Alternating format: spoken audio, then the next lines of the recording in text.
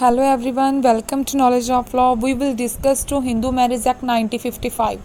आज हम इस वीडियो में बात करेंगे सेक्शन 6 एंड 7 की.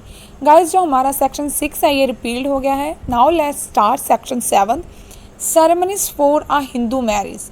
गाइस अगर हम बात करें सेरेमनीज की, इसका क्लॉज फर्स्ट डिस्कस करें. हिंदू मैरिज में be solemnized in accordance with the ceremony rites, customary rites. Guys जो हमारी मैरिज सॉल्मेनाइज्ड होती है ये डील करती है कस्टमरी राइट्स को. इसके साथ जो हमारी सेरेमनीज परफॉर्म होनी है ये सेरेमनीज ऑफ ईदर पार्टीज, किसी एक पार्टी की सेरेमनीज परफॉर्म होनी चाहिए.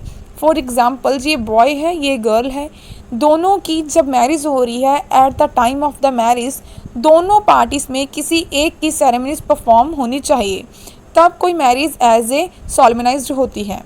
अब हम बात करते हैं क्लॉज 2 की. इसमें गाइस अगर हम बात करें सेरेमनीज की या राइट्स की, जो सेरेमनीज हैं इसमें इंक्लूड की गई है शपथपदी, बहुत इंपॉर्टेंट है, जिसमें guys bride and bride groom jointly जो फेरे लेते हैं, 7 फेरे एक फायर के अराउंड जो 7 फेरे लेते हैं उसे शपथपदी बोलते हैं. आफ्टर देन एक मैरिज फिर कंप्लीट मैरिज बनती है एंड उस मैरिज को ही हम as a valid consider marriage according to Hindu law consider करते हैं. गाइज अब हम बात करते हैं सम एसेंशियल सेरेमनीज की. बात करेंगे हम यहाँ पर पनिग्रह. गाइज इसमें ब्राइड एंड जो ब्राइड ग्रूम है दोनों एक दूसरे का हाथ पकड़कर गाइज जो फायर को एक पवित्र मानकर उसके जो 7 फेरे लेते हैं और उसके साथ जो वैदिक मंत्रास हैं वो उच्चारण होते हैं. ये भी हमारा एक सेरेमनीज का एसेंशियल पार्ट है सेरेमनी का. गाइज नेक्स्ट की अगर हम बात करें कन्यादान.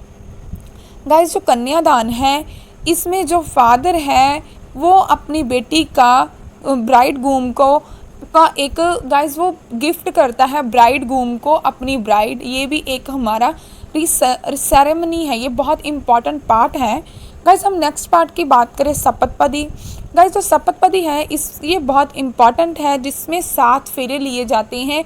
जब मैरिज होती है मैरिज के टाइम पर दूल्हा एंड दुल्हन 7 फेरे लेते हैं अग्नि के अराउंड. जैसे कि गाइज हमने बात की थी फर्स्ट वीडियो में भी, जो जैसे कि बेदी के फेरे होते हैं, बेदी के फेरे में हम नॉर्मल देखा है जनरल कि जो बेदी के फेरे होते हैं उसमें 7 फेरे होते हैं. गाइज अगर हम बात करें अदर मैरिज की, जैसे कि सिख मैरिज होगी या अदर मैरिज होगी, गाइज जो हमारी आनंद कार्ज होते हैं उसमें जो गाइज 4 फेरे होते हैं. गाइज जो फेरे होते हैं शपथपदी मीन्स इसका मीन्स है 7 फेरे. गाइज जो फेरे हैं ये मैरिज का बहुत इम्पॉर्टेंट पार्ट है, चाहे वो हमारी हिंदू मैरिज है चाहे हमारी सिख मैरिज है, उसमें गाइज जो फेरे हैं ये बहुत इम्पॉर्टेंट पार्ट है. जब फेरे हो जाते हैं, जो 7 फेरे हम मानते हैं, जो 4 फेरे मानते हैं, आफ्टर देन किसी मैरिज को कंप्लीट मैरिज कंसीडर किया जाता है. अब हम बात करते हैं शपथपदी की. जो शपथपदी है ये हिंदू मैरिज एक्ट 1955 का अंडर सेक्शन 7 क्लॉज 2 इसमें जो स्पेशल मेंशन है. गाइज इसमें अगर हम बात करें जो एसेंशियल सेरेमनीज हैं जो कम्युनिटी इसे फॉलो करती हैं, गाइज इस मैरिज में ये बताया गया है कि जब हमारे 7 फेरे की जो सेरेमनीज परफॉर्म हो जाती हैं, सॉल्मेनाइज्ड हो जाती हैं, तब एक मैरिज कंसीडर की जाती है वैलिड. अगर ये 7 फेरे कंप्लीट नहीं होते तो वो मैरिज सॉल्मेनाइज्ड कंसीडर नहीं की जाती. अब हम बात करते हैं रिलेटेड केस लॉ की. गाइस इसमें हम बात करें जो संथल कम्युनिटी है, इसमें जो गर्ल्स है उसके हेड पर संथल मैन ने गाइस जो संदूर होता है उसको रब कर दिया एंड ये एक अमाउंट होता है मैरिज का. गाइस जो संदूर है ये एक इम्पॉर्टेंट पार्ट माना गया है हमारे मैरिज का. गाइस जो मैरिड लेडी होती हैं वो संदूर लगाती हैं as a married women. Guys यहाँ पर हम बात कर रहे थे कि जो गर्ल है उसके हेड पर ये संदूर लगा दिया तो उसको एज ए मैरिड कंसीडर किया गया. गाइस आफ्टर देन जो लड़की है उससे जो एक्सपेक्ट किया जाता है कि जहाँ तो वो हस्बैंड के साथ रहती है जहाँ फिर देन वो डिवोर्स क्लेम करती है. ये वहाँ का कस्टम है एंड ये एक्सपेक्ट किया जाता है लड़की से आफ्टर मैरिज. अगर हम बात करें हिंदू मैरिज एक्ट से पहले की, तो गाइस वहाँ पर जो संदूर था वो एज ए फोर्सफुली भी रब किया जाता था लड़की के हेड पर एंड उस चीज़ को एज ए कंसीडर किया जाता था वैलिड मैरिज. बट अगर कि हम आज की बात करें इस टाइम की, तो इस चीज़ को गाइस एक अच्छा लॉ नहीं देखा जाता. गाइस अगर हम बात करें नेक्स्ट पॉइंट की, नेक्स्ट केस लॉ की, नमिता पटनायक मोहंती वर्सेस दिलीप के पटनायक. गाइस ये हमारा एक उड़ीसा का कपल है। इस केस में ये बताया गया है कि जो मैरिज हुई थी एक विवाह बंधन एग्रीमेंट था, जिसमें दोनों पार्टीज ने ये एडमिट किया था मैरिज को as a registered document. After then husband and wife की तरह ये दोनों लोग रह रहे थे एंड लेटर ऑन दोनों के बीच कुछ ऐसे सटन डिस्प्यूट होते हैं, जिसके बाद जो हस्बैंड है ये कोर्ट में जाकर क्लेम करता है कि जो मैरिज हुई थी, जो डॉक्यूमेंट थे, ये फ्रॉडुलेंट थे या फैब्रिकेटेड थे।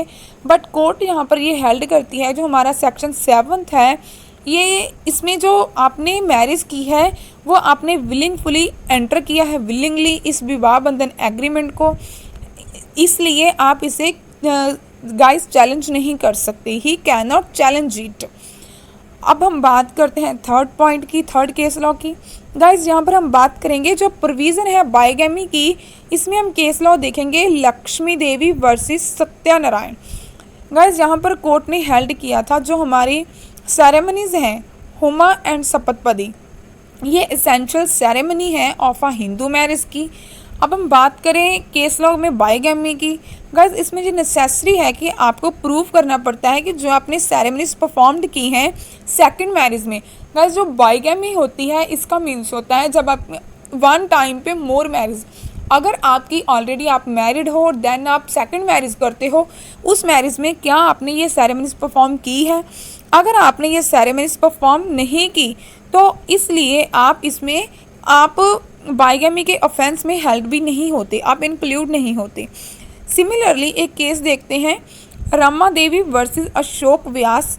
इस केस लॉ में गाइस इस केस में कोर्ट ने हेल्ड किया था कि जो सेकंड मैरिज है उसमें ये प्रूव्ड करना पड़ेगा कि जो आपके एविडेंस है, जो सेरेमनी आपने परफॉर्म की थी, क्या आपने ये सेरेमनी परफॉर्म की थी, ये एसेंशियल्स एविडेंस के वे पर आपको वहाँ पे प्रूव करना होगा। तब तक करना पड़ेगा जब तक जो स्टेट है उसने अमेंडमेंट्स नहीं की होगी कि किसी एक पर्सन को या किसी स्पेसिफिक पर्सन को इसमें आपको प्रूवेंस में एक्सक्लूड किया गया हो for from the showing the evidence, कि आपको एविडेंस शो नहीं करने होंगे कि आपको ये अमेंडमेंट की है कि ये पर्सन एज ए स्पेसिफिकली अपने एविडेंस को शो नहीं करेगा। तब तक कि आप पर ये चीज़ एप्लीकेबल होती है कि आपको अपने एविडेंस शो करने पड़ेंगे कि आपने जो सेकंड मैरिज की है उसमें आपने ये सेरेमनी परफॉर्म की है। Thanks for watching, like share and subscribe my channel.